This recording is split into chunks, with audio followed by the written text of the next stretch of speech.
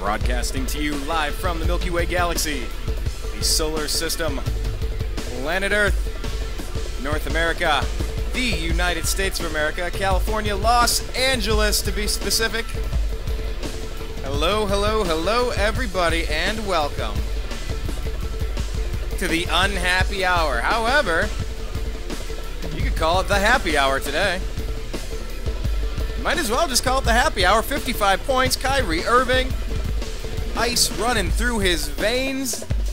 Game-winning shot over the Portland Trail Blazers. Another very good team. However, Ohio has Oregon's number right now, and I'll take it.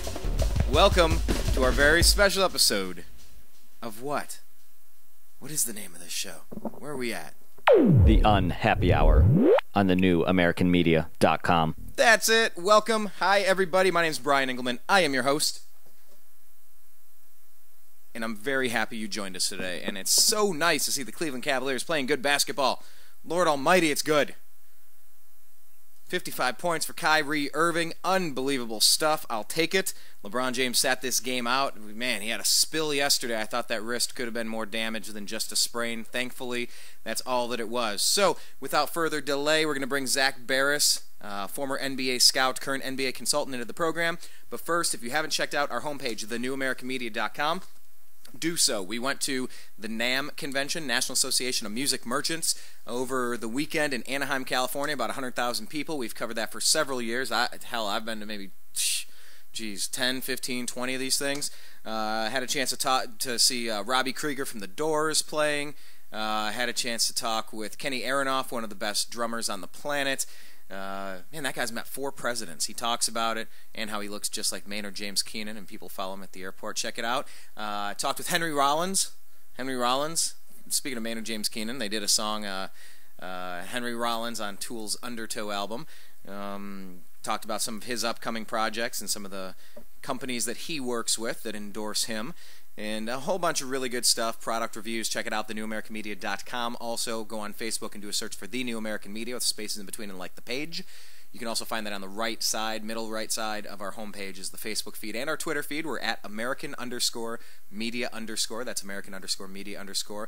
Make sure that you follow us there and subscribe, youtube.com/The New American Media. So let's get Zach into the program and talk about today's game. And talk about the streak, and talk about, man, all things Cavaliers. Hello? Zach, welcome to the program. We are live, sir. How you doing today? Good. Man, 55 points. Uncle Drew. What? Unbelievable. Man, what is that, the second most that they've... I'm trying to get all my facts straight here because it just happened, but it's like the second most points ever scored in... I almost called it Gund Arena. Quicken Loans Arena. I think LeBron had 56, and he scored more, but it's always been away. Yeah. I mean, talk about what you saw out of Kyrie. Obviously, LeBron went down. It looked bad yesterday. He stayed in the game, but like that wrist apparently was sprained, and so Kyrie knew going in he had to step it up, and step it up he did. I mean, there's no doubt he did. I mean, he missed the first 7 shots of the game, which is, I think, even the most amazing thing about it. I caught the end of the game, and I had no idea he missed the first 7. They were interviewing him after. I'm like, wow. So he was ice cold and just went on a complete streak. That's amazing. It was unbelievable. It really was. I mean, he's really a superstar coming into his own at this point, wouldn't you say? I would say so. Yeah. You know, because I mean, but the way, especially with the way he's looked the last 2 games, he's really stepped up. I think he's taking a leadership role on this team. You know, I really think they're going in the right direction here. I really do. You know, that's all I've got to say about it. I think, you know, after these trades, he looks to be much more mature. I think he's really taking winning in a positive manner because he's carrying his team on the back. I mean, they were not able to do anything in the beginning of the year with LeBron, with him, with Kevin Love. You know, I mean, don't forget, this is something, you know, when you look back at LeBron teams, who always thrives around LeBron? It's always the role players thrive around LeBron. They play fantastic with it. Right. It's not necessarily the superstars. It's the role players. The Boobie Gibsons. Exactly. Look at those teams that won a ton of games with the Cavaliers, you know, back in the late 2000s. Look at those teams. We're just filled with a bunch of good role players who surrounded themselves, and they played much better around LeBron. Look in Miami. Those guys, Miami's not having a good season. No, they're not. They're not. I mean, we kind of expected that, although they went out and got Luol Deng, and you wondered you can't replace LeBron. We found that out as Cavs fans. But yeah, you might. I don't know. I mean, some people expected them to be a little worse. I figured they were going to be competitive. I didn't think they were going to be terrible. But yeah, you see what's going on in Cleveland with Andy out. Timofey Mozgov. Talk about what he's meant to the team, because this whole batch of trades that the Cavs pulled off. I mean, talk about these in hindsight, because now they've gone on a win streak. I don't know if it was just addition by subtraction. I don't know if it's just J.R. Smith not going out on the town, like he just said in an interview today that in New York he was going out all the time. I don't know if he was insinuating there's nothing to do in Cleveland, because if that's true, that's not the point. But don't tell him. Let him stay focused. But talk about the trades and the impact they've had on the Cavs' recent 8-game winning streak and what it means for moving down from here. Like I told you 2 weeks ago when we spoke, I said this was a team now that could start competing to win. With Dion Waiters, you couldn't do that. I mean, he frustrated me more than anyone. You know how much I dislike Dion Waiters. From the draft. We don't even have to get in the show, other than the fact that he was a team cancer. They brought in a bunch of guys who can win and help them win now. You brought in, the perimeter defense is much better, although they didn't play amazing tonight. Portland missed a lot of shots. But at the same time, Shumpert had a couple of really nice plays. J.R. Smith actually passed the ball to him. I mean, Mozgov had some huge rebounds. He had some huge putbacks, had a couple of nice dunks. I mean, he played really, really well.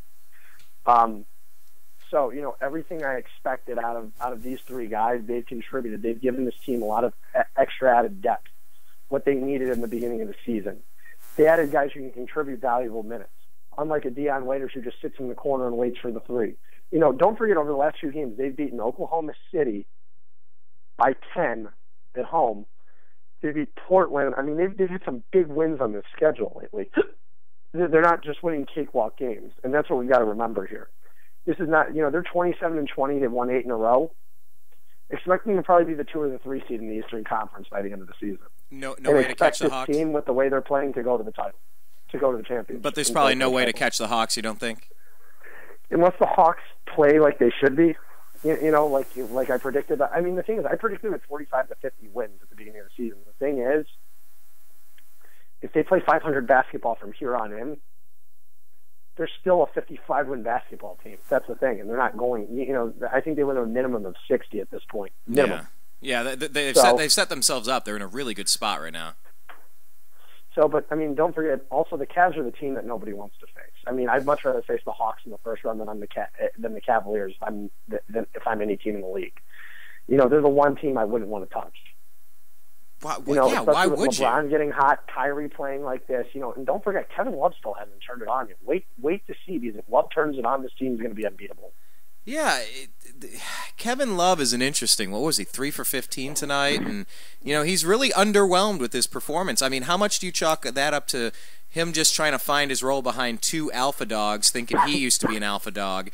He had his chance tonight. He's just not. It just doesn't seem like it's his time right now, and doesn't mean it won't be. But he's, like I said, he's still getting rebounds. He just isn't scoring the basketball with much efficiency, and it's kind of, it annoys me to see this, but. He should have played better tonight. He didn't, but the Cavaliers still won. And that's the thing, is you're getting a team effort out of all these guys now, whether it's Tristan Thompson on the boards, whether it's Mozgov going in there, Shumpert. I mean, you've got guys contributing all around. And wait till this team, like I said, they're not done adding pieces yet. There's still a decent chance this team adds Ray Allen. And if you add Ray Allen, you add another backup point guard like Will Bynum. Like I said, again, watch out. I think this team is already – this is the team we were expecting at the beginning of the season, but we knew they just had – this is the same thing Miami went through too. Miami had their 3 core pieces, but nothing else. They didn't have the role players until year 2. They didn't get the Shane Battier. They didn't get Ray Allen.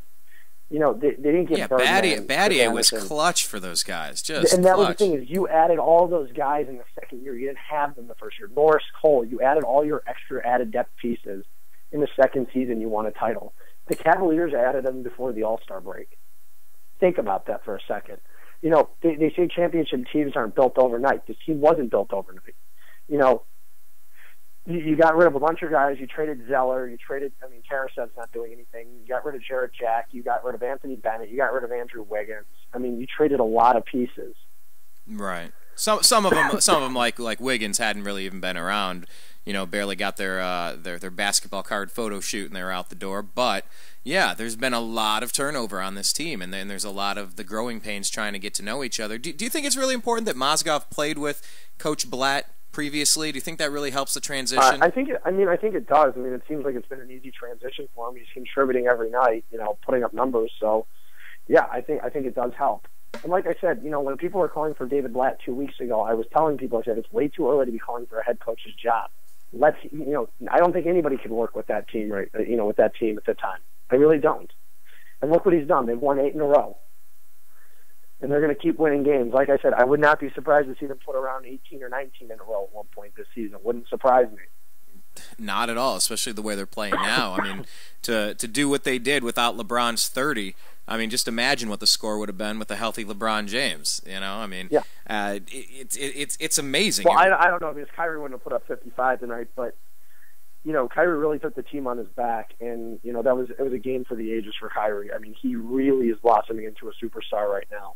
Yeah, I was watching it. I was watching it after the fact, and Isaiah Thomas was on NBA TV. He was. I don't know if you have a chance to watch a replay or if you can catch it, but Isaiah Thomas was just giddy.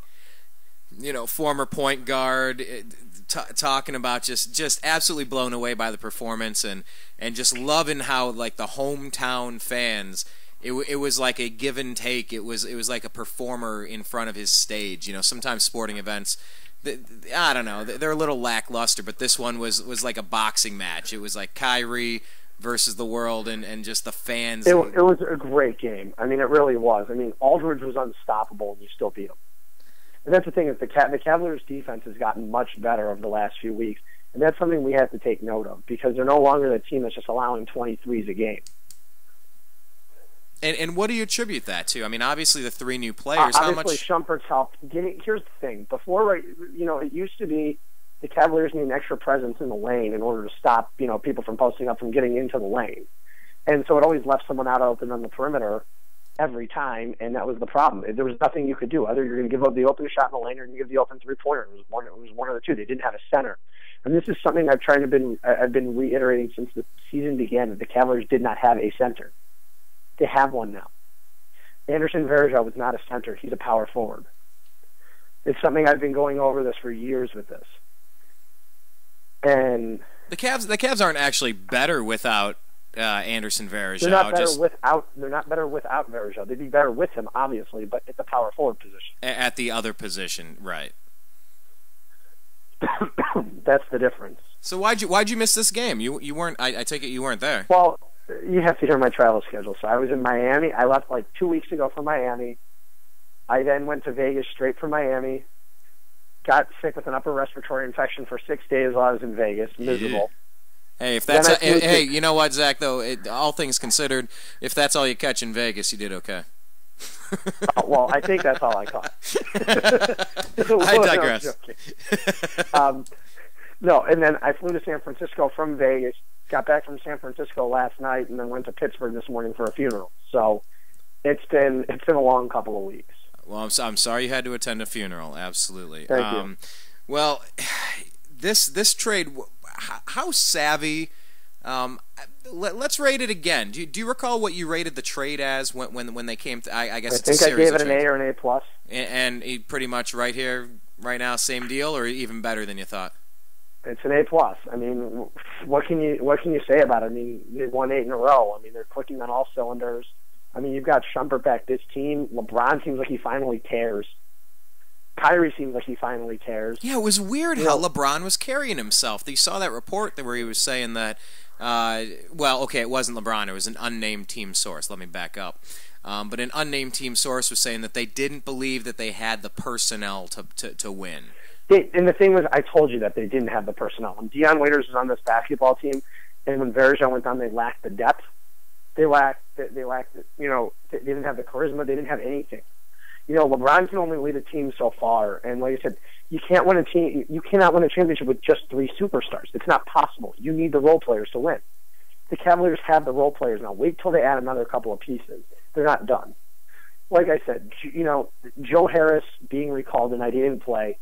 But like I said, you're going to see, like I said, you see a Ray Allen addition to this team, boom, this team totally changes its shape again. And if you add Will Bynum too, coming back from China in March, you're seeing another nice addition to this ball club. What is the latest? An addition that's better than Dellavedova. What is the latest that you can add a player for the playoff run?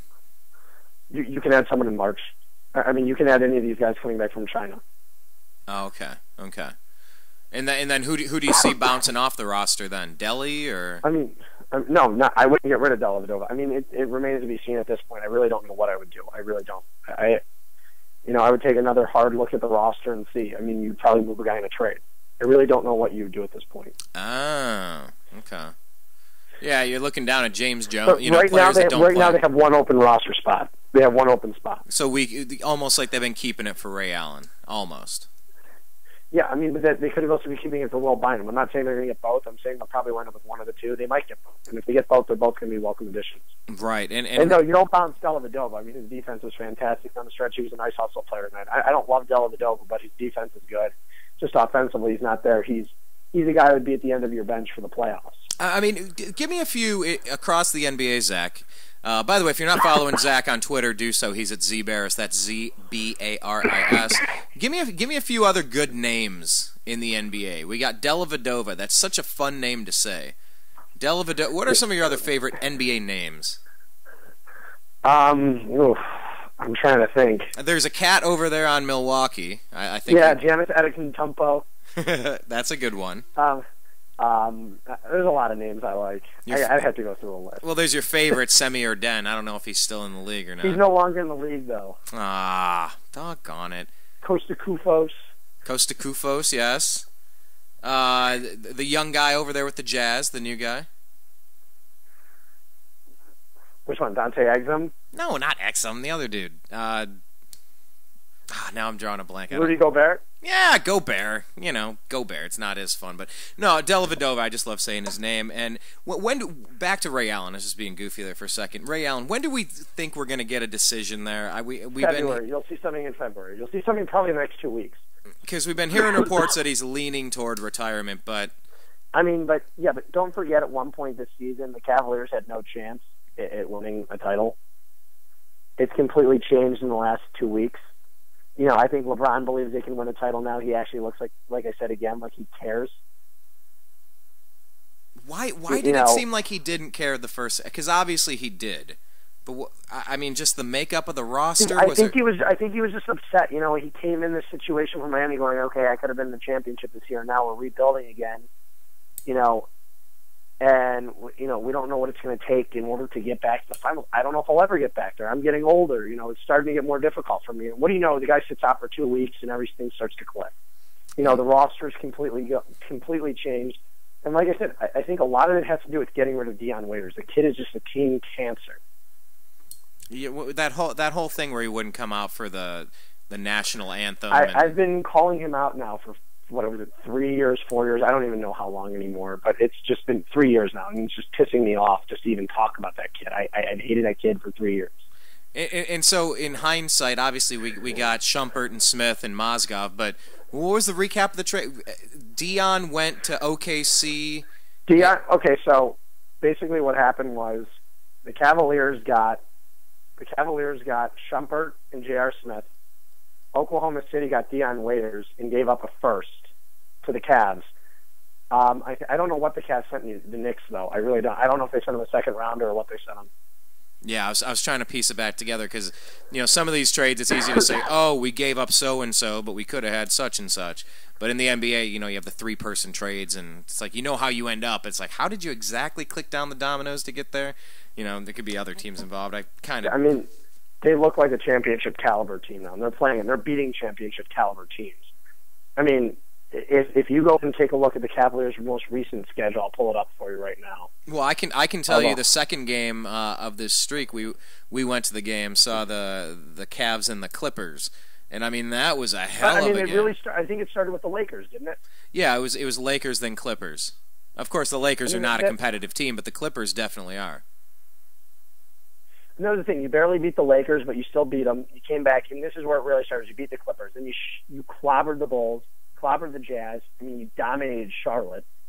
You literally blew them away. You beat Oklahoma City by 10 points. You beat Detroit on the road on a bad night. Yeah. Now you've got Sacramento coming in. on Friday. You're at Minnesota. That's an easy one. You got Philly coming in town. You got the Clippers. It's a home game. You're at Indiana versus the Lakers versus Miami. I mean, there's a chance they don't. There's a chance they win all these games leading up to February 12th. I like the sound of that. I would be okay with that. There's a chance they win their next 5 in a row with ease. And I'm saying I don't think the Clippers one's going to be easy. But, if you do win that game, you're going to win your next 5 in a row. And then you've got Miami on the 11th. Then, the only reason I say it starts to get tough is you go to Chicago. That's a tough game. You get the Wizards aren't going to be easy on the road. But you got, that's after the AllStar Break, so you got an 8-day layover. At the Knicks should be easy. At the Pistons, Golden State home will be a tough one. But, I think their schedule from here on in, I think you're looking at a team that nobody wants to face right now. We passed the midpoint of the season several games ago, and we still have several more to get to the AllStar Break. Is it always like that? Because, I don't know, I'm just thinking about baseball. It's like usually held right at the midway point. Why does the NBA push it back a few weeks? Has it always been that way and I've never paid attention? No, it's always been the same weekend. Oh, okay. It's always been around that weekend. It's always been the second and third week of February. I guess I've never really. I never really put that together before. It's amazing the dumb stuff in sports that you always pay attention to, and some things that just totally slip your mind. But yeah, I saw something. What, the Cavs streak started after after LeBron hugged Cardale Jones on the sideline, and everything turned around. You go, it's all Cardale. Yes, Cardale doesn't lose. All he does is win. I will say this: it would be very nice to get a Buckeye championship and a Cavs championship in the same season. I think we get a little spoiled, but I'll take it. I'll take it. And then we draft the right people, the right holes to plug with the Browns, and then actually I saw a report too with the Cleveland Browns that they were what was it? They were the 7th most likely team to make it to the Super Bowl. Based on the caliber of players and Pro Bowlers versus above average players, they only have a couple holes to fill. Unfortunately, quarterback's one of them. Freaking quarterback to this roster, they would be in the Super Bowl. Wouldn't it be great to see Peyton Manning? A wide receiver that wasn't a moron. Like I said, after the season, I would cut him. Yeah, I mean, seriously, what my understanding is, Josh Gordon might get suspended for a season for you might as well just keep him on the roster. He's suspended indefinitely. He can't go anywhere. I mean, the kid is just shooting himself in the foot at every opportunity.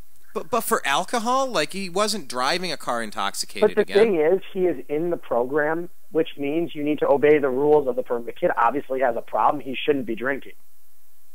He has a substance abuse problem. He should not be drinking. It's like an alcoholic going back and having some beers. It's not the right thing to do.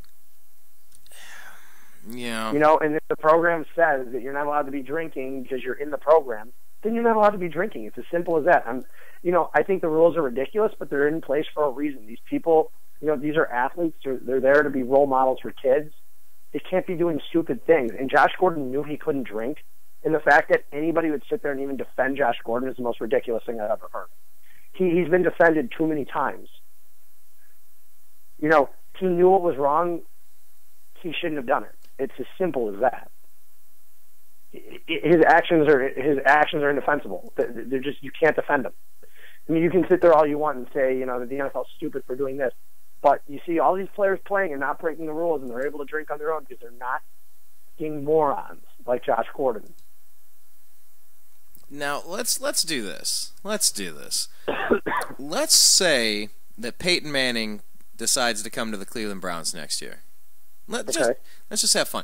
Who do the Browns draft, and what could Peyton take this team to the Super Bowl behind that defense and that strong offensive line? What would we need for him to be successful? I would sign Demarius Thomas in free agency, and probably Julius Thomas too. I'd probably sign them both. Let Jordan Cameron walk. Draft another wide receiver. Draft an offensive lineman in the second round, and go defensive lineman. I mean, there you go. You're plugging all your holes right away. And Peyton's got his guys he's comfortable throwing to. Simple as that. I was thinking about... But you know the Browns would lose in the playoffs. Peyton Manning doesn't win in the playoffs. He has a Super Bowl. He has more than Bernie. More than Bernie ever did. Bernie has a Super Bowl, by the way, too. Oh, shit. You busted me. And not as a starter. That's what... Just FYI, the Cowboys would not have won that Super Bowl without Bernie. Don't forget, Aikman was injured in the playoffs, and Bernie started that year in the playoffs and took him to a playoff victory. Who did he jump in to play? Why am I thinking Miami? During the regular season or? During the regular season. But Bernie, don't forget, Bernie did take them to the Super. Bernie was one of the reasons they were there. He won a playoff game. All right, you busted me. Yeah, okay, fine. So Bernie has just as many championships as Peyton Manning. And the fact that Peyton Manning only has one championship is absolutely ridiculous with the amount with the seasons he's put up. I mean, think about it. It really is strange. I don't know. Who do you think will have more? Do you think Andrew Luck will get to 2? I don't know. I mean, the Colts aren't that good of a football team, honestly. That's the thing. I mean, Luck's fantastic, but they're not a good football team. Other than Luck, they're terrible. Their defense isn't very good. I mean, well, Brian, you can't tell me that the Browns weren't the better football team the day they lost to the Colts. The only thing the Browns were lacking was a quarterback. And if you put Andrew Luck on the Browns would have won 14 or 15 games this season. Oh, that would, yeah. Man, I don't even want to start thinking this way. But, yes, now you I'm got me saying, thinking. The Browns defense that game put up 17 points itself. They scored 2 defensive touchdowns, and they had the one which was returned. The Browns lost yardage and still kicked the field goal. Well, that's what I'm saying. The defense was the one who kept them in the football game. If the Browns had even a mediocre quarterback at that point, they would have been fine. And like I said, you get Alex Mack back this season. You know, I tend to think they're going to be all right, but the big question is quarterback, because I'm going to tell you right now, Johnny Manziel's not going to get it done. And they're saying there's already the rumblings that they might bring Hoyer back. If he's the best option on the table, then you have to do it. I'm not a Hoyer fan, but you get a Mack back, and you add a receiver to this team, you add another offensive lineman, then fine, maybe. I don't know. But like I said, Hoyer's not the answer. It's going to take you to a Super Bowl. Well, I can tell you right now that the quarterback is not on the roster. And I don't think they're going to find it in free agency, number 2. And number 3, I don't think they're going to be trading for him. So those quarterbacks come through the draft, and it's not often they do. Well, let's talk about, we're talking about Andrew Luck, and we're talking about the Super Bowl and playoffs and coming through the draft. So let's talk about a lucky team in the Seahawks with the player they drafted in Russell Westbrook. I'm sorry, Russell Westbrook. I'm thinking OKC still. Yeah. Russell Wilson, thank you. Hey, both guys were drafted by Seattle, so I'll give you that. Okay, thank you. Wow, jeez, I wish they would get a team already. I wish Seattle would get a basketball team again. I think they're going for an NBA team and a NHL team. We'll see how that plays out. Well, rumor is that they might wind up with the Hawks. Oh, that's right. They had that front office shakeup. Oh, and what a great time to do it too. When the Hawks it looks like your town's getting a football team too, Brian. The LA Rams. Well, look, that's kind of the only way I would root for an LA team, because I don't want to steal the Jaguars or the Bills. Or would you really count taking the Rams as stealing a team? Well, that's why I said this is good, because they're getting their team back. That would be different. Exactly. That's like LeBron coming back to the. And by the way, the celebratory video you'd have to watch. I don't know if you've ever seen the video from the '80s, but just Ramit, made by the 1980s LA Rams. You have to see the video. At some point, you'll lose it. You'll actually drop your pants. You'll lose it. Oh boy, it's so funny. Hang on, will it translate if I play the audio? Oh, or do you have to see it? You have to see the dance. I mean, you just need to go watch it real quick, but you need to see the dance. It is so funny. Oh, okay? This is Ramit, the NFL Rams football team song. Yes, you're gonna die. Let's get a little taste. I mean, hold on. Dirty song. Just Ramit.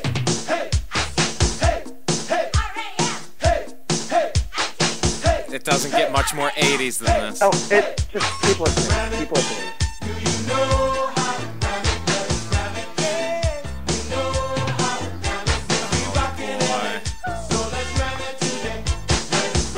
Oh, man. Now, these are the real players from the team, right? Yeah, well, wait till they start rapping. Oh, is that Dickerson? Yep. Big Bad Jackie.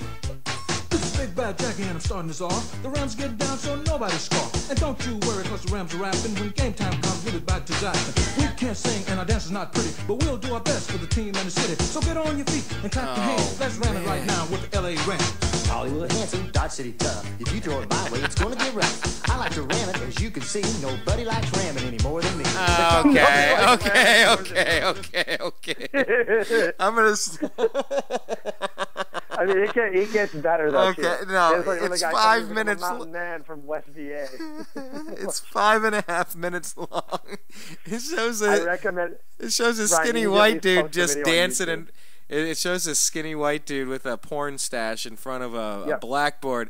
I like to ram it. I'm like, okay, I pause. I'm done. Okay, I'll watch this It's later. just when he's like, I'm a mountain man from West VA. And he starts going on about that. I lose it. All right, I will I watch can't that believe one. like that was actually. I mean, that thing is so dirty. Hold on, where did Michael Sam end up?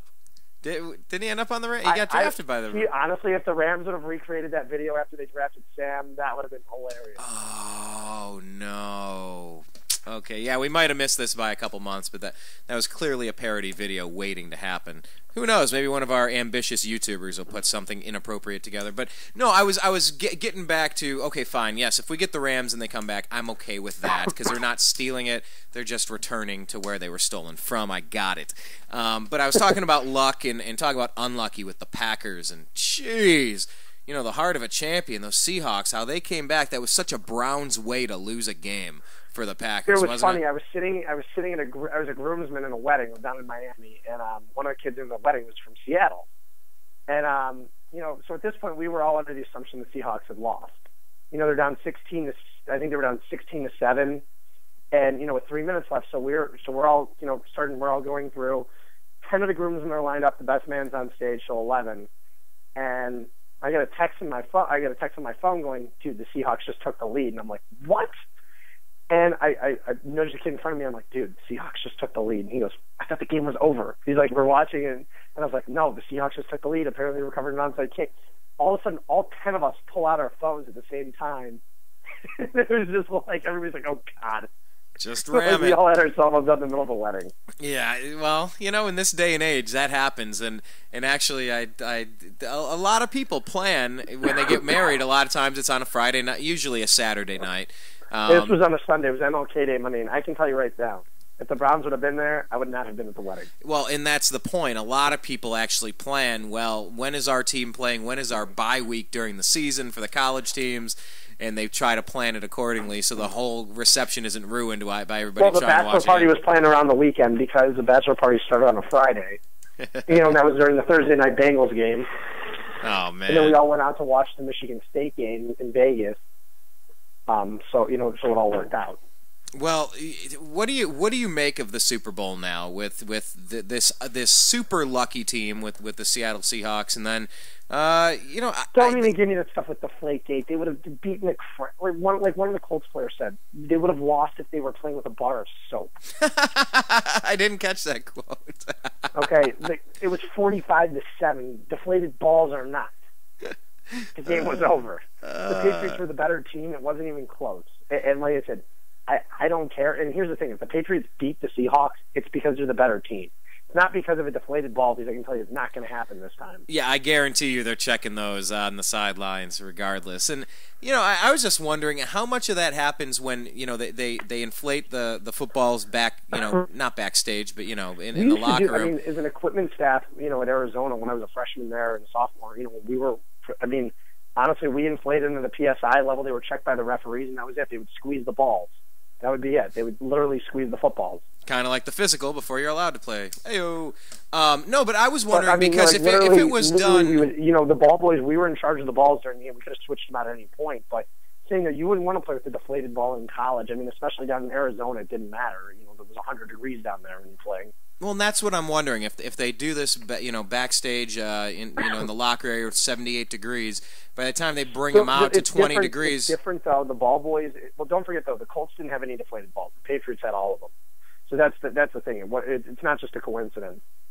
But when you think about it, though, in college, the managers, each team's managers have control of their own footballs, just to let you know that. So let's say it was Arizona versus Oregon. And when I was at Arizona, we all had control of our footballs. We had control of every single one. We had our 4 managers on the sidelines, 2 on each sideline, on each side giving the balls to the refs each time to throw back and play. And there were 4 opposing managers too. So, you could get away with that in college because you had so many footballs on the sidelines, it doesn't matter. But when the refs are squeezing the footballs, putting in the huddle, they can feel something if it's that light. In the NFL, it's different. They're not team ball boys that are doing it. It's usually NFL-issued personnel that are throwing out the balls. So you get to pick the balls you want to play with, and then, it's not, you don't have your 4 guys on the sidelines throwing out the footballs. You're not in control. You're not in control. Like, I know our footballs at least had an A emblem on them, so we could tell which were Arizona footballs. You could tell which ones were Oregon football. Right. In like Ohio State, when Troy Smith was there, he played. I'll never forget this. And he played. I'm holding an Arizona ball right now. Actually, I'm holding an Arizona football right now, which is actually severely deflated because it's been sitting in a closet for so long. No jokes about coming out of the closet and deflated balls. No, but I'm saying right here, made to inflate 10 to 13 pounds. I'm looking at the football college game ball, and it's in the 10 to 13 range. It even says on it. It's an Arizona football with a silver Arizona logo emblem, Nike football. Ohio State, Troy Smith played with a Wilson football. Back at Ohio State, if you go watch, he played with a Wilson football. He didn't use a Nike ball. That's not what he liked. In college, you have the ability to play with the football you like. What do you make of Bill Belichick talking about the? Wasn't that the Rams? Here's the thing, though. When the last time Belichick cheated and they got caught, they didn't win. So, honestly, Spygate means nothing now. It's something totally irrelevant to the situation because of the year. Don't forget, the Patriots lost. Is that what you're predicting this time around? No, I think I really cannot predict the Super Bowl. I have no clue who's going to win. I really don't. I tend to think, though, Tom Brady does not get blown out, though. Let's put it that way. He does not get. He's never been blown out. The only 2 Super Bowls he lost were to the Giants.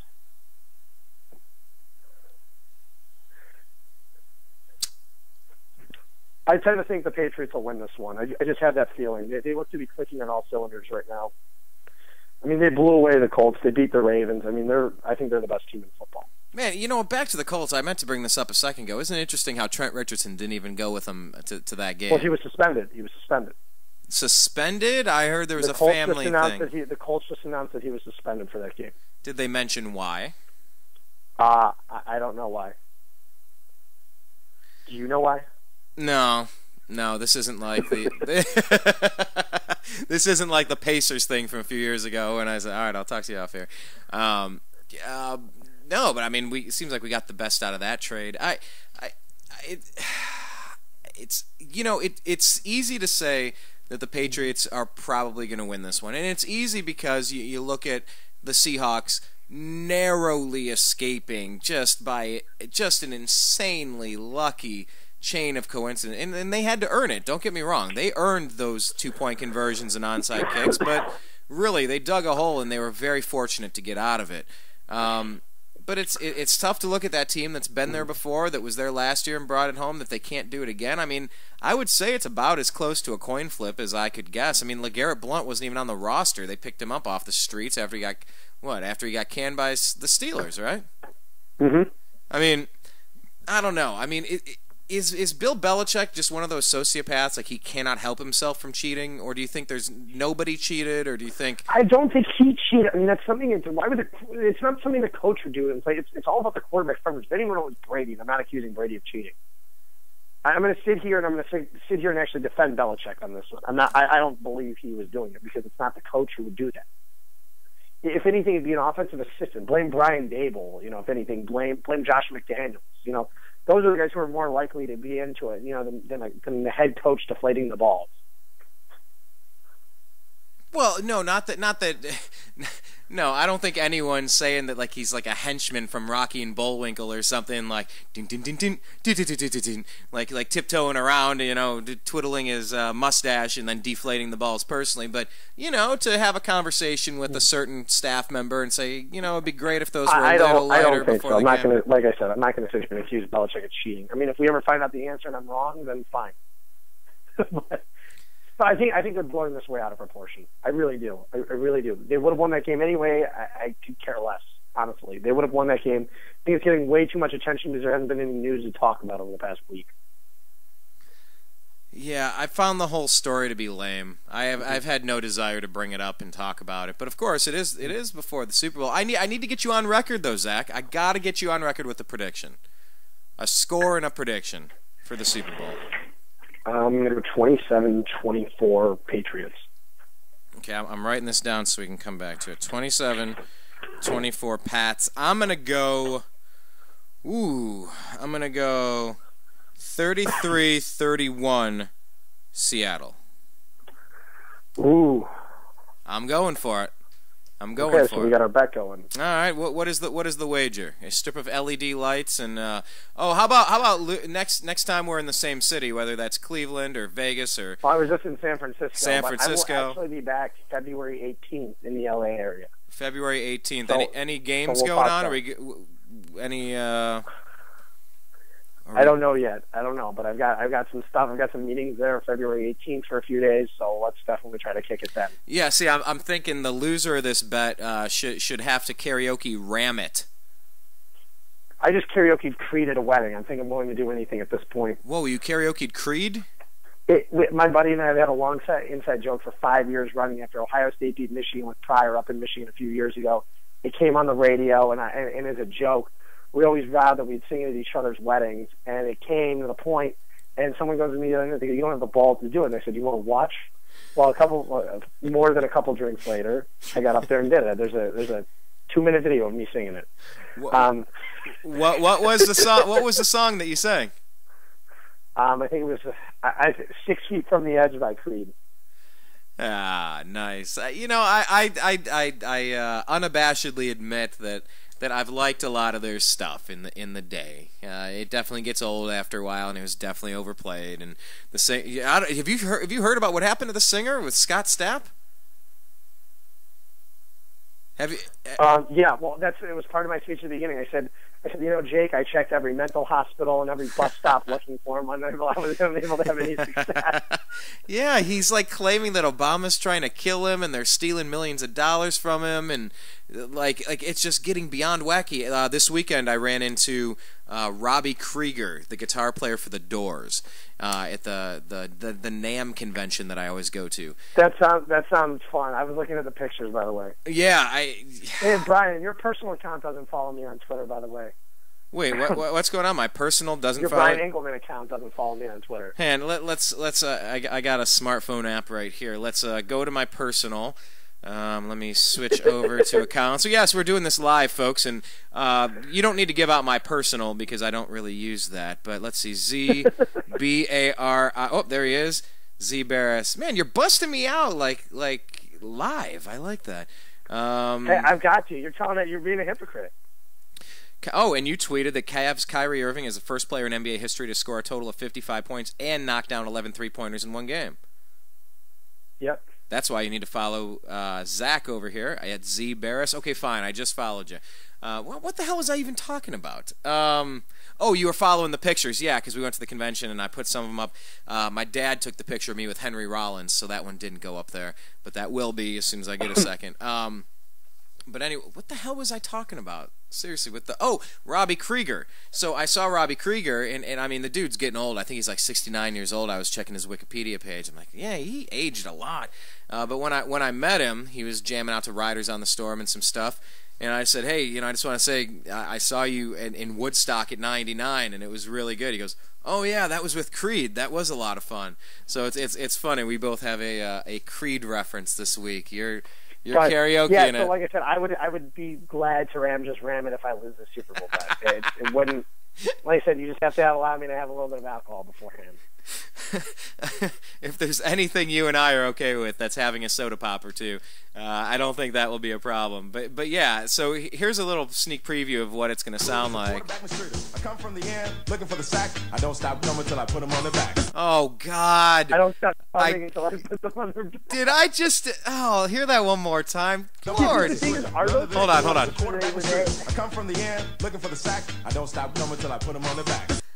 Oh, this is terrible. Those actually meant to be sexual. It was just so in the 80s, they didn't mean it. Wow, that is revisionist I'm curious history. About. You know what I mean? That is revisionist history. I come around the looking for the sack. Hold on, let's say this one more time. This is specifically the part I want you to sing when you lose. See, nobody likes ramming any more than me. Nobody dresses sweeter, but under this cool is a quarterback mistreater. I come from the end, looking for the sack. I don't stop coming till I put them on the back. Oh, Lord. Okay, yeah. Yeah. That should have been Michael Sam's line. Well, as I scroll down here now, I see a lot of those references in the reply. Okay, that's ridiculous. That's the bet. So basically, we're picking a 3-point victory. Let's not even go with that. It's pretty much whoever wins. If the Seahawks win, I got to karaoke this, and if the Patriots win, well, you know how it goes. I got to sing if I lose. So either it's Creed or Ramit. Either way. Oh no, it's got to be Ramit. I've already done Creed. Well, but how many? Hold on, but how many karaoke people do you think actually have a karaoke version of Ramit on their rig? No, you just put it on your phone and you play along with it. I gotta listen to the rest of this song. It's that's absolutely... what I did during the wedding. I mean, this thing is terrible. I know, but I can't believe you've never heard that anymore. I mean, the Super Bowl Shuffle gets all the recognition. It does it. What year was this? This was, it doesn't say... somewhere in the 80s, 86 maybe, 84. Made it, Anaheim State. Here, let's listen to another. Like dreams. They call me the demon on special teams. I know how to rock from the toes to the head. When I pull the trigger, I'll knock you dead. Oh, man, and he's doing this snapping finger... Brian, you got to get the line up a mountain man from West VA. But he's snapping his finger and he's doing like this hip thing, like a belly dance hip thing. Oh man, this thing is... Brian, I'm telling you, you got to play the line. Oh, I got it. It's right here. Here you go. When I pull the trigger, I'll knock you dead. I'm a mountain man from West VA. They call me Herc and I came to play. I learned long ago to ram it just right. You can ram it all day and ram it all night. Oh, this is absolutely craptacular. This is the worst thing I've seen in a long time. Good work. Good work, good sir. I guess that's a nice bookend with one of the best things we've seen in a long time with Kyrie's 55 and God, okay, I definitely got to check this out. And yes, like I said, for the record, if the Rams come back, I will be able to root for the Rams in LA, especially, would they be AFC or I guess they'd stay in the NFC then? They'd stay in the NFC. Well, it doesn't matter. It's not like West and East. Well, but it would only... Right, honestly, it makes more sense. They're in the NFC West. How does St. Louis fit in the NFC West? Oh, that's true. Come on. The Big Ten has like 16 teams in it, so numbers don't really. Different. The Big Ten is not just supposed to be the Midwest now. I mean, the Big Ten is an actual conference. I mean, that's the thing. That's the difference. That's the difference about it. I mean, if you look at it, though, the St. Louis Rams play in a division with what's it called, with the 49ers, the Arizona Cardinals, and the Seattle Seahawks. It makes a lot more sense that all three would be in the same time zone. Yeah, it really does. It really does. But that's not going to happen for next year, right? Like the most we're talking. No, it won't happen in 15. It will happen in 16, and they're on a year-to-year lease now, right now. So they go and play in the Coliseum or the Rose Bowl, or even get a load of this would be Dodger Stadium for 2 years. Jeez. And I would hope it'd be Dodger Stadium just because it would be so cool, something you'll never see again. And honestly, if they played the Browns there, I would go in a second to watch that game Rams Browns at Dodger Stadium. Yeah, but hold on. I've been to some pretty rough games over there at Dodger Stadium. You don't want to get shanked in the parking lot like Brian Stowe. I don't think there's going to be hardcore Rams fans. It's not the Raiders. Nobody ever gave a crap about the Rams when they were in LA. Okay, I'll give you that. And you realize the Browns fans are going to outnumber the Rams fans. You realize how many Browns fans are in Southern California? Yeah, well, that's fair enough. I was at the Chargers game. In 2007 or 2006 on my birthday, November 2006. That weekend, and there were more Browns fans, I'm not joking, than Charger fans at that stadium. Jeez, yeah, and that's why they rumor the Chargers might be coming up because they might be able to draw better, and well, that's another thing too. Is the Chargers are from LA too. Well, we'll see how that plays out, and like you said, we might be able to look forward to another nice winning streak for the Cavs, maybe next 5 in a row. We'll see if LeBron gets to play tomorrow. I think he was questionable last time I checked. We'll see how that wrist is holding up, but Kyrie is more than capable of taking the team on his back.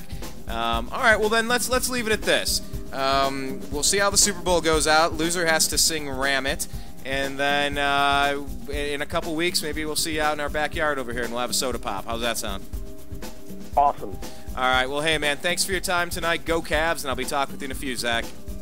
I'll see you in a few, Brian. All right, take care, everybody. Make sure you're following him on Twitter. He's at ZBARIS. And yes, now my personal account is also following him. Thanks for busting me out, Zach. Certainly appreciate that. No problem. All right, take care, buddy. And we will be back soon. My name's Brian Engelman. Check us out, thenewamericanmedia.com, youtube.com/thenewamericanmedia. Click subscribe on Twitter at American_media_, and do a search for The New American Media on Facebook and like the page. Peace.